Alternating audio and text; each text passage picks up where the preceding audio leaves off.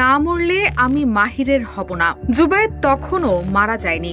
বাঁচার জন্য 2 তলার সিঁড়ি বেয়ে উপরে ওঠে। 3 তলায় দাঁড়িয়েছিল বর্ষা। তখন বর্ষাকে দেখে জুবায়েদ বলে, আমাকে বাঁচাও। কিন্তু বর্ষা বলে, তুমি না মরলে আমি মাহিরের হব না। এরপর সে জুবায়েদের মৃত্যু নিশ্চিত করে। তখন জুবায়েদ বাঁচার জন্য দরজায় কড়া নেড়েও সাড়া পায়নি। 21 অক্টোবর দুপুরে ডিএমপির মিডিয়া সেন্টারে আয়োজিত এক সংবাদ সম্মেলনে জগন্নাথ বিশ্ববিদ্যালয়ের শিক্ষার্থী ও ছাত্রদল নেতা জুবায়েদ হোসাইনের চাঞ্চল্যকর হত্যাকাণ্ডের ঘটনার এমন নির্মমতার বর্ণনা দিয়েছে পুলিশ।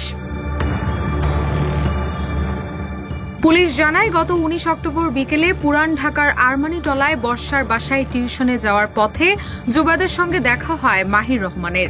এ সময় দুজনের মধ্যে কথা কাটাকাটি হয়। এক পর্যায়ে জুবায়েদকে ছুরিকাঘাতে হত্যা করে মাহির। এ সময় তার সঙ্গে ছিল বন্ধু ফারদিন আহমেদ আয়লান। এছাড়াও হত্যার সময় ঘটনাস্থলেই ছিলেন জুবায়েদের ছাত্রী বার্জিস শাবনাম বর্ষা। সে সময় বর্ষার কাছে জুবায়েদ প্রাণ ভিক্ষা চাইলেও মন গলেনি তার। ডিএমপির অতিরিক্ত পুলিশ কমিশনার এসএন মোহাম্মদ নজরুল ইসলাম বলেন, বাসায় পড়াতে গিয়ে জুবায়েদের সঙ্গে প্রেমের